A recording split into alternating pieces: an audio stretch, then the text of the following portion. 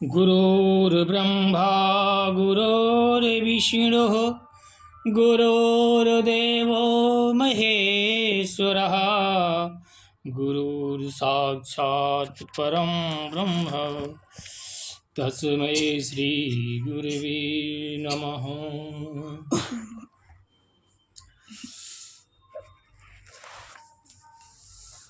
मोक्षम दीन दीन हित तुम समान रघुबीर अस विचार रघुवंश मणि हरहु विषम भव भीर।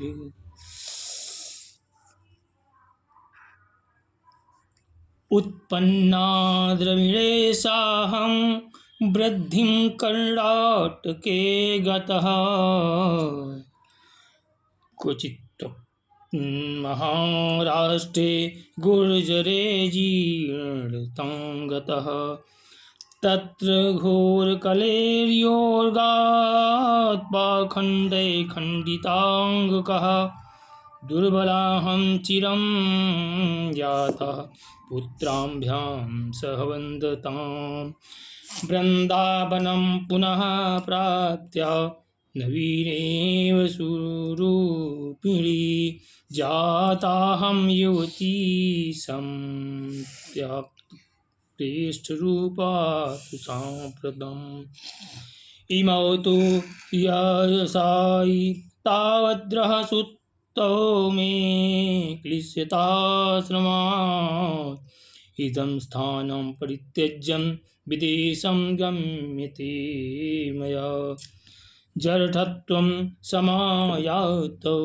तेन दुःखेन दुःखितः साहं तु तरुणी कस्मात्तौ बुद्धा विमोकुतः त्रयाणां सचारित्वा द्वैपरीत्यं कुतः स्थिरं तं घटते जरठा माता तरुणो तनयाभिः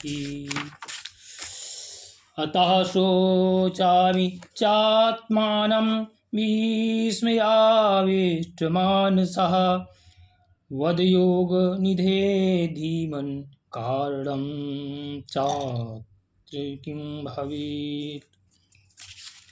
बोलो श्री राम जय जय राम।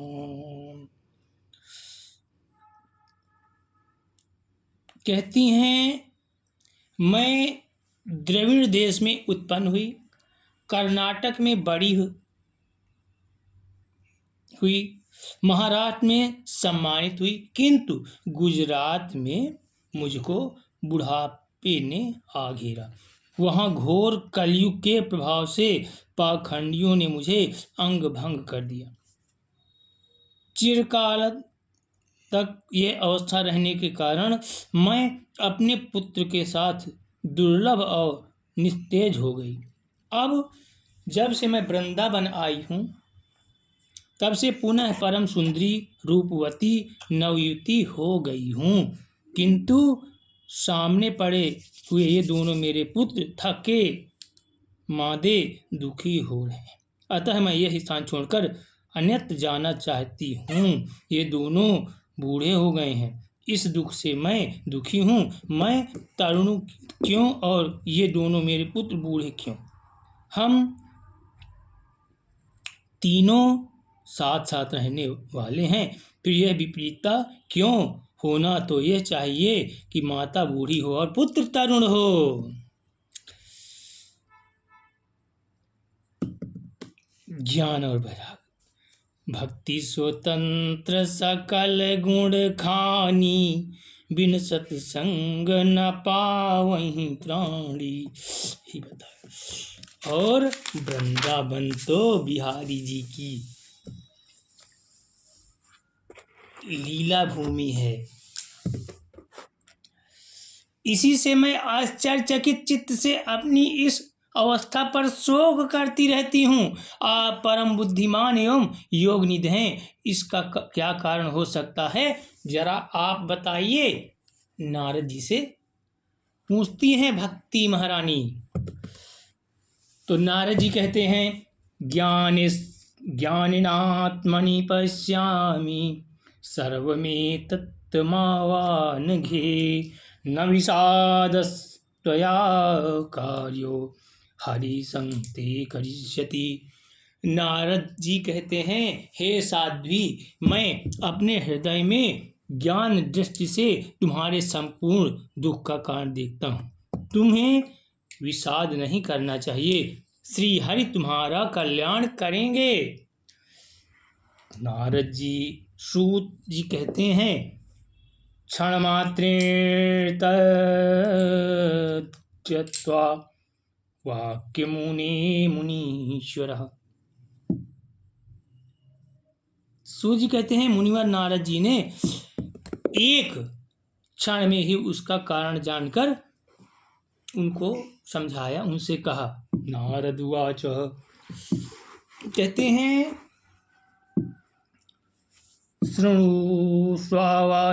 वाले योगोऽयं दारुणः कलिः तेन लुप्तः सदाचारो योगमार्गस्तपांसि च जनाघ अघासुरायन्ते पाठित दुष्कर्मकारिणः ईशन्तो विषीदन्ति पश्यन्ति हृषागवः धन्ते धैर्यतु यो धीमन् सधीरः पण्डितोऽथवः अस्पृश्यानवलोकेयं शेषभारकरीधरः वर्षे वर्षे क्रमाज्वाता मङ्गलं नापि दृश्यते न त्वामपि सुतये साकं कोऽपि पश्यति साम्प्रतम् उपेक्षितानुरागान्धे जर्जरास्ते त्वेन संस्थितः वृन्दावनस्य संयोगात् पुनः त्वं तरुणी-नवः धनं वृन्दावनं तेन भक्तिर्नृत्यति यत्र च अत्रेमोग्रका भावान् जरामपि मुच्यतः किञ्चिदात्मसुखेनैह प्रसुप्तिर्मन्यते नयोः। नारद जी कहते हैं हे देवी सावधान होकर सुनो, यह दारुण कलयुग है। इसी से इस समय सदाचार, योग मार्ग और तप आदि सभी लुप्त हो गए हैं। लोग सठता और दुष्कर्म में लगकर अघासुर बन रहे हैं। संसार में जहाँ देखो वहीं सत्पुरुष दुख से म्लान है और सुखी जो दुष्ट हैं वो सुखी हो रहे हैं। इस समय जिस बुद्धिमान पुरुष का धैर्य बना रहे वही बड़ा ज्ञानी या पंडित है। पृथ्वी क्रमशः प्रतिवर्ष शेष जी के लिए भारूपी होती जा रही है। अब यह छूने योग्य तो क्या देखने योग्य भी नहीं है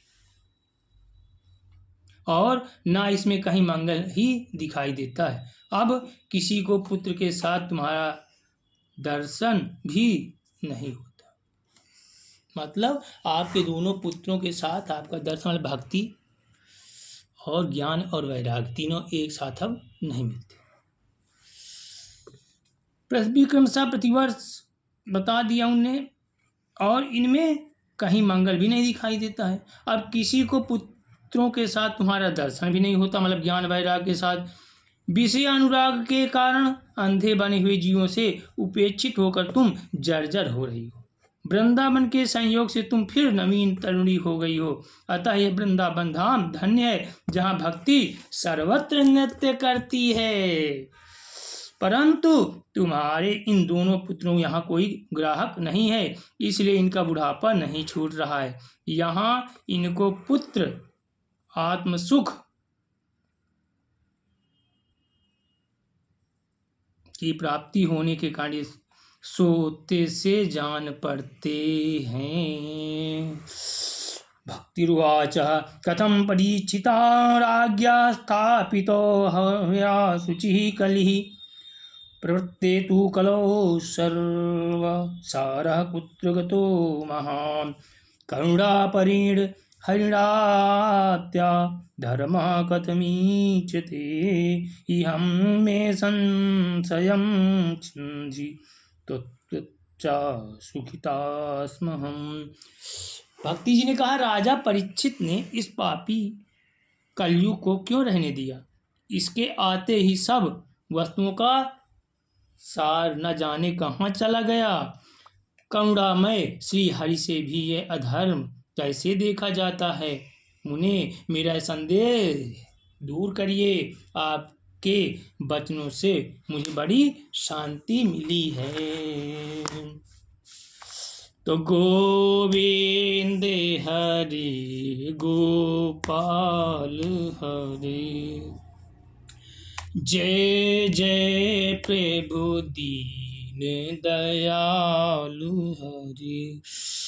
आज इतना ही, कल आगे का जो सत्संग है वो कल करेंगे। जय श्री राधे, जय श्री राम, जय श्री कृष्ण।